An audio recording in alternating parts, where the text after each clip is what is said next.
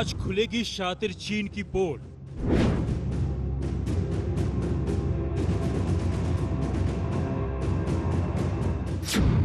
Corona पर आज कटघरे में है चीन।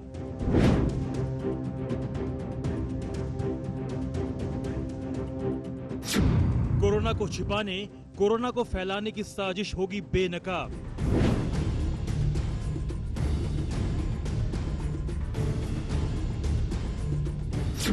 चीन की काली करतूतों का भांडा फूट गया।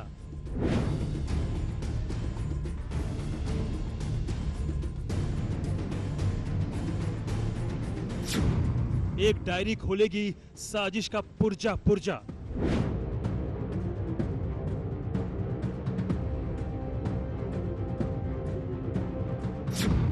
ये ऐसी डायरी है जिससे कांप उठा है चीन।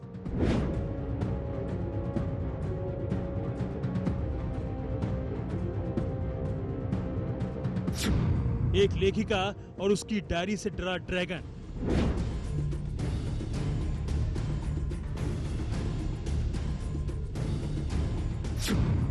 लेखिका की जान का प्यासा हुआ चीन।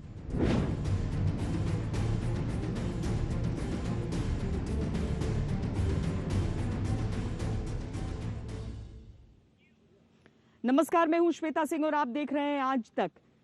पूरी दुनिया को कोरोना नाम का खौफ बांटने वाला चीन आजकल एक डायरी से खौफजदा है। वो इसीलिए क्योंकि उसे ये डर लग रहा है कि कहीं उसकी सच्चाई पूरी दुनिया के सामने ना आ जाए। वुहान की रहने वाली एक महिला जिसका नाम है फैंग फैंग, जब ये पूरी त्रासदी हुई, जब ये महामारी वहां पर फैली, उसके बाद से उस महिला ने हर रोज मौत, मातम, यातना, हर एक चीज अपनी उस डायरी में नोट की। एक तरह से वो दस्तावेज बन गई। पूरी चीन में भी उसे बहुत सम्मान मिला जिस तरीके से उसने इन सारी चीजों को उसमें एक साथ इकट्ठा किया। लेकिन फिर पता चला कि ये तो जर्मन और इंग्लिश में भी बाहर निकलने वाली है, यानी पूरी दुनिया को पता चल जाएगी। और ये महिला अचानक नायिका से खल नायिका बन गई।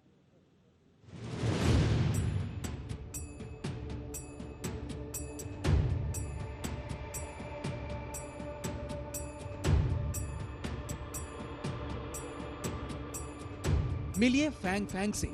तारीफ, अवार्ड विजेता लेखिका हैं। तकलीफ, इन्हें जान से मारने की धमकी दी गई है। धमकी दी है ड्रैगन ने।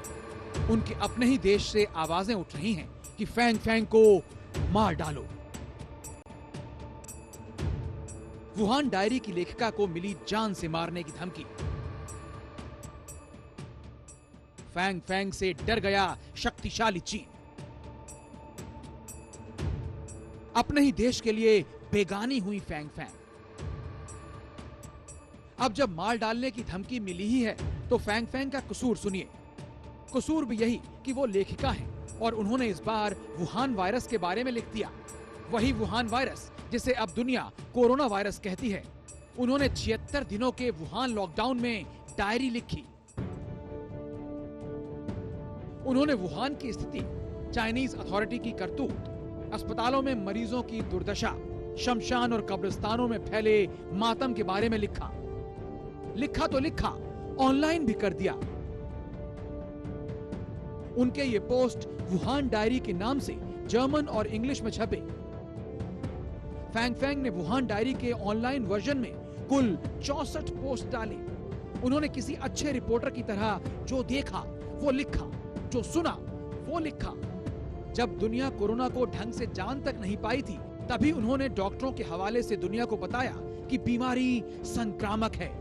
उनकी साफगोई दुनिया के दिल में उतर गई। फैंग फैंग के लेखों की दुनिया दीवानी हो गई। बहुत से लोगों के लिए आंख, कान, जुबान रही फैंग फैंग। चीन का प्रतिबंधित मीडिया वैसे भी हिम्मत नहीं करता कुछ दिखने और दिखाने की, इसलिए फैंग फैंग विदेशों में सुपरहिट हो गई। उनकी डायरी के कुछ पन्नों पर नजर डालते हैं। 13 फरवरी को फैंग फैंग एक कब्रिस्तान की तस्वीर लगाकर लिखती हैं। मुझे ये तस्वीर मेरे एक डॉक्टर मित्र ने भेजी है। यहाँ चारों तरफ फर्श पर मोबाइल फोन बिखरे पड़े हैं। कभी इन मोबाइल का कोई मालिक भी रहा होगा। उस दौर में जब चीन की सरकार मौतों की संख्या छुपाने में लगी थी, फैंग फैंग ने उजागर कर दिया कि कब्रिस्तानों में मोबाइल बिखरे पड़े थे। वो बिखरे मोबाइल संकेत थे मौतें किस रफ्तार से हो रही थी। 17 फरवरी को फैंग फैंग ने लिखा,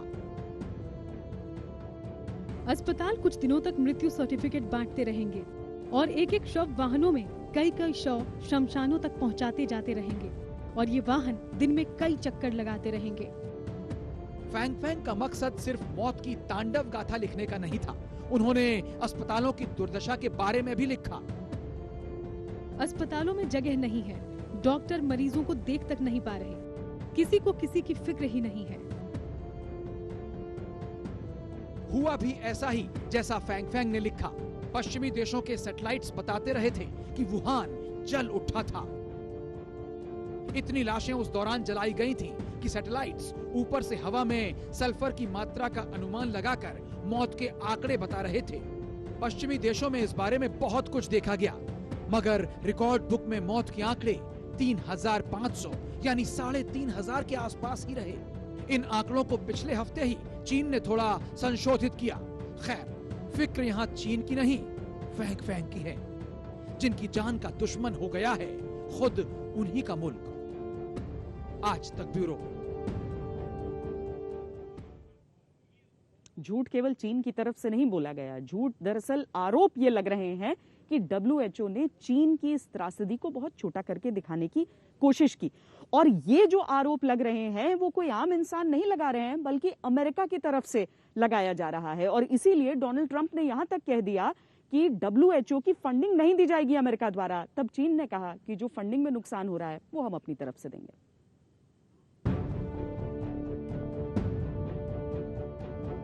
दुनिया से कैसे छिपा रहा चीन का कोरोना वायरस? कोरोना महामारी को फैलाने में किसने दिया चीन का साथ? क्या चीन के गुनाहों में विश्व स्वास्थ्य संगठन भी है भागीदार? ये सवाल खुद विश्व स्वास्थ्य संगठन यानी WHO की हरकतों से उठ रहे हैं, जिस पर अमेरिका का आरोप है कि उसने चीन का पक्ष लेकर उसका बेड़ा गर्क कर दिया। If you look at timelines, you got to look at some timelines. But the World Health Organization, just like the World Trade Organization, I'm telling you, I call them, they have been treating the United States for decades so badly, and they've been so in favor of China. China took off when it joined the World Trade Organization. आज WHO पर सवाल उठ रहे हैं तो उसका कारण यह है कि दुनिया में स्वास्थ्य से जुड़ी किसी भी घटना के लिए वो जिम्मेदार है, लेकिन चीन के मामले में उसने लापरवाही बरती, जिससे जंगल में लगी आग की तरह कोरोना का वायरस दुनिया भर में फैल गया। आप कोरोना वायरस के वैश्विक संक्रमण में WHO की लापरवाही की क्रोनोलॉजी समझिए। कोरोना का पहला मामला पिछले साल मध्य अक्टूबर में चीन के वुहान में आया, लेकिन WHO ने इसको 31 दिसंबर तक छिपाए रखा। तब तक सिर्फ चीन में ही इसके मामले थे, वो भी 27। इसके बाद WHO ये भी नहीं बता रहा था कि यह संक्रमण इंसान से इंसान में फैलता है। वुहान में कोरोना संक्रमण के करीब 3 महीने बाद 14 जनवरी को भी WHO के DG डॉक्टर टेड्रोस गेब्रेयस ने चीन का यह कहकर बचाव किया कि शुरुआती तफ्तीश में आदमी से आदमी में वुहान के नोवेल कोरोना वायरस के फैलने का कोई सबूत नहीं मिला है। तब तक भी दुनिया में कोरोना के मरीज सिर्फ चीन में ही थे और उनकी संख्या थी सिर्फ 41। 20 जनवरी को WHO के DG डॉक्टर टेड्रोस ने बीजिंग में चीनी राष्ट्रपति शी जिनपिंग से मुलाकात की तो कोरोना से लड़ने के लिए चीन की जमकर तारीफ की, जबकि तब तक दुनिया में कोरोना से प्रभावित लोगों की संख्या 282 हो चुकी थी, जिनमें सिर्फ चीन में ही 278 मामले थे। 30 जनवरी को WHO के DG फिर चीन की तारीफ के पहलू ये कहकर निकाल लाए कि ये कहना अतिशयोक्ति नहीं होगी कि चीन ने कोरोना से लड़ने में एक नया प्रतिमान बना दिया है। तब तक दुनिया में कोरोना के मरीज 9,826 हो चुके थे और चीन में 9,720। अमेरिका को गुस्सा इस बात पर आ रहा था कि WHO की झोली तो वो भरता है, लेकिन उसके मुखिया उस चीन की तारीफ करते हैं जिसने दुनिया को सबसे खतरनाक महामारी की सौगात दी है। अब अमेरिका ने पैसा रोका तो WHO के प्रमुख सामने आए। The United States of America has been a long-standing and generous friend to WHO, and we hope it will continue to be so. We regret the decision of the President of the United States to order a hold in funding to the World Health Organization. अब आप ये समझ लीजिए कि WHO को दाना पानी मिलता रहे, इसके लिए कौन देश कितनी मदद करता है। 2020 के लिए WHO को अमेरिका ने करीब 441 करोड़ रुपए दिए। दूसरे नंबर पर चीन ने 219 करोड़ रुपए, तीसरे नंबर पर जापान ने 156 करोड़ रुपए, चौथे नंबर पर जर्मनी ने 111 करोड़ और पांचवें नंबर पर ब्रिटेन ने 83 करोड़ रुपए दिए। हालांकि अमेरिका में ये मांग उठ रही है कि चीन की सजा WHO को नहीं मिलनी चाहिए, खासकर ऐसे मौके पर। अगर अमेरिका का पैसा WHO को चलाने में निर्णायक है, तो फिर उसके मुखिया डॉक्टर टेड्रोस का चीन की तरफ झुकाव क्यों है? डॉक्टर टेड्रोस ने 3 साल पहले WHO की कमान संभाली थी। टेड्रोस पहले ऐसे अफ्रीकी हैं जो इस पद पर पहुंचे हैं। ये भी कहा जाता है कि उनको WHO का महानिदेशक बनवाने में चीन की अहम भूमिका रही है। इस बार चीन से कोरोना निकला है। 18 साल पहले उसी चीन से सार्स नाम की भयंकर बीमारी निकली थी, जिसको चीन ने निमोनिया जैसा एक मर्ज बताया था, लेकिन तब WHO ने इसको महामारी घोषित कर दिया था। इस बार WHO की सुस्ती पर सवाल उठ रहे हैं। आज तक ब्यूरो। चीन में कुछ भी बोलने की आजादी नहीं है, सूचनाएं वहां से बाहर नहीं निकल सकती। चीन जो कुछ करता है चोरी चोरी चुपके चुपके करता है, लेकिन कहा जाता है ना कि कोई भी झूठ बहुत लंबे समय तक आप छुपा नहीं सकते। इसीलिए कोरोना की महामारी के जो आंकड़े उसने दिए कि कितने लोग चीन में मारे गए, वो आंकड़े उसे दोबारा खुद रिवाइज करने पड़े। और ये इसीलिए हुआ क्योंकि अलग अलग स्रोत से, जैसे कि कितने मोबाइल कनेक्शन वहां से अचानक गायब हो गए, किस तरीके से अस्थि कलश के लिए लंबी लाइन वहां पर लगी, इस तरह की जानकारियां निकलने लगी और चीन का झूठ बेपर्दा होने लगा।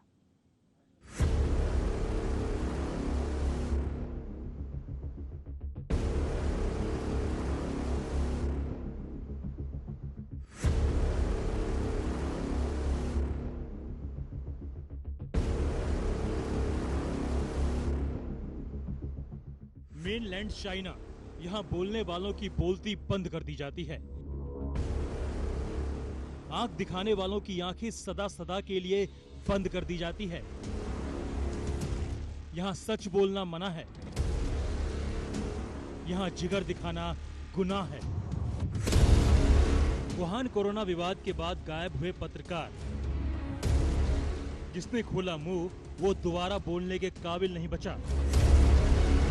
कई कारोबारी भी रहस्यमय तरीके से हुए गायब। चेंग कुशी और फेंग बिंग का फरवरी के बाद से ही अता पता नहीं। गायब जी गायब, जी हाँ गायब हो गए जिन्होंने साहस दिखाया, हकीकत देखा, हकीकत दिखाया, ना आप दिखेंगे और ना कुछ देख सकेंगे। सैकड़ों गायब हैं वुहान से। हो सकता है कोरोना ने ही मार डाला हो,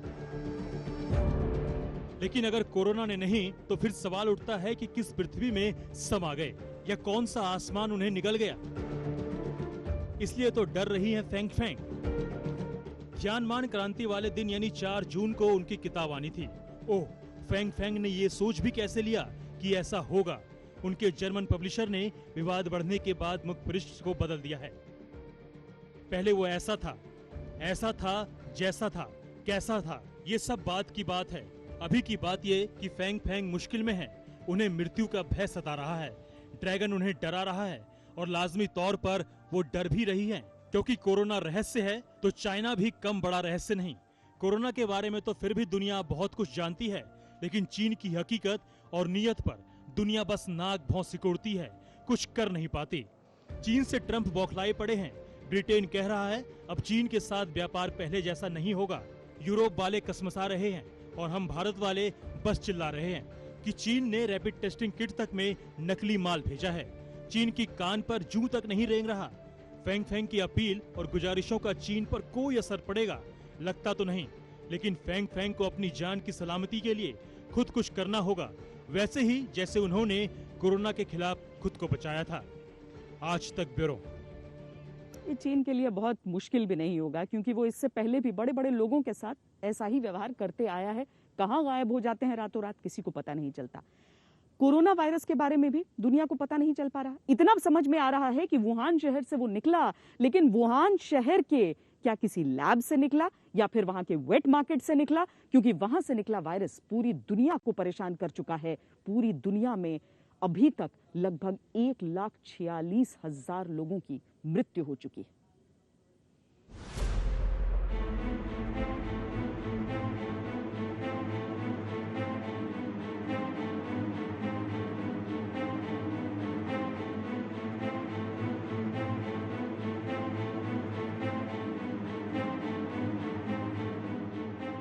वुहान डायरी की लेखिका फेंग फेंग ने जो अपनी आंखों से देखा उसे दुनिया को बताया। उन्होंने मौत की कहानी बताई, चीन की चालबाजी बताई, आंखों देखी कोरोना के कहर का एक एक सच बताया। अपने शहर वुहान में मौत के तांडव की वजह गिनाई। चीन में जिस साहसी लेखिका की जान के दुश्मन पैदा हो गए हैं, वो अपनी लेखनी पर अडिग है। तभी तो चीन का वो सच बाहर आ रहा है जिसे दुनिया अब तक कानाफूसी करते हुए कह रही थी। हिम्मत नहीं थी ड्रैगन को बेनकाब करने की, लेकिन फेंग फेंग ने चीन का पर्दाफाश कर दिया है। आपने देखा कि कैसे उन्होंने क्या क्या सच्चाई बयां की है। अब आपको दिखाते हैं कैसे वुहान मौत का समंदर बन गया और पूरी दुनिया को इस महामारी के दमन चक्र में धकेल दिया। जिस वुहान में 1 दिसंबर को ही कोरोना का पहला मरीज आ गया था, वहां जनवरी तक आराम से अंतर्राष्ट्रीय उड़ानें चल रही थी। नतीजा ये हुआ कि कोरोना चीन से निकलकर दुनिया भर में फैल गया।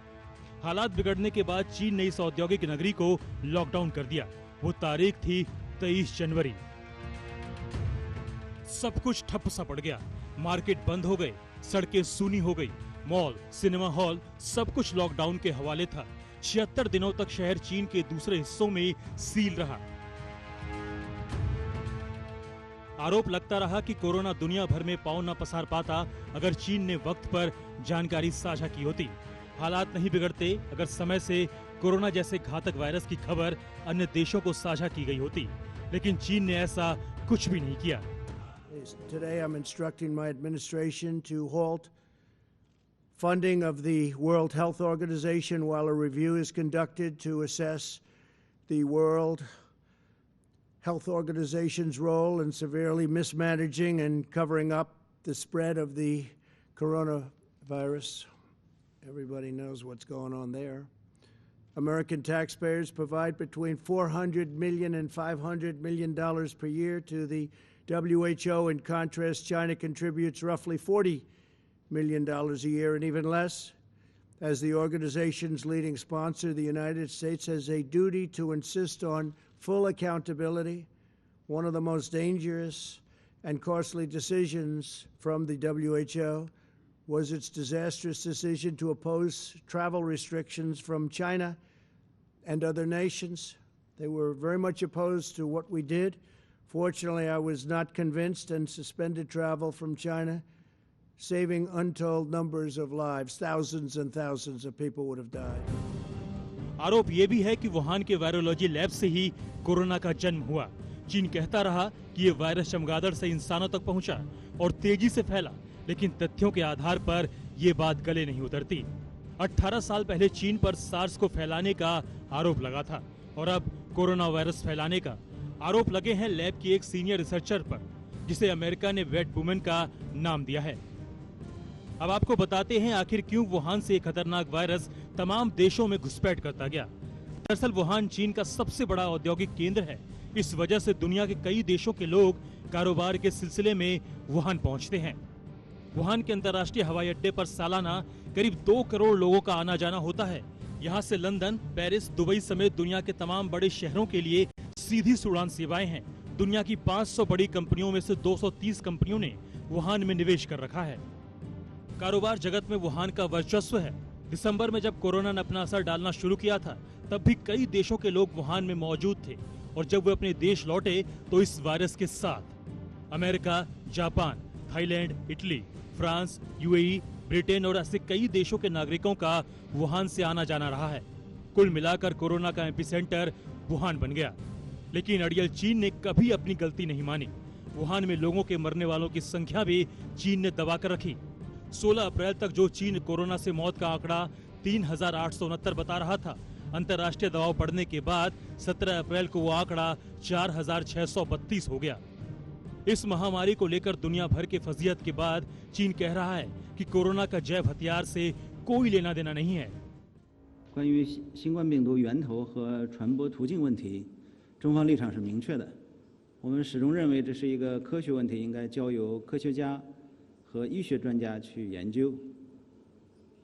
我想提醒你注意的是，世卫组织负责人已经多次表示，没有任何证据表明新冠病毒是在实验室产生的。世界上很多知名医学专家也都认为，所谓实验室泄露等说法毫无科学依据。流行性疾病是人类共同的敌人，国际社会只有合力应对，才能战而胜之。中方将继续与各国同舟共济，守望相助，携手赢得这场人类同重大传染病的斗争。 ड्रैगन चाहे जितनी दलील दे, लेकिन वुहान डायरी की लेखिका के खुलासे ने उसका असली चेहरा सबके सामने ला दिया है। आज तक ब्यूरो। हमारी इस पेशकश में इतना ही। देश और दुनिया की बाकी खबरों के लिए आप देखते रहिए आज तक।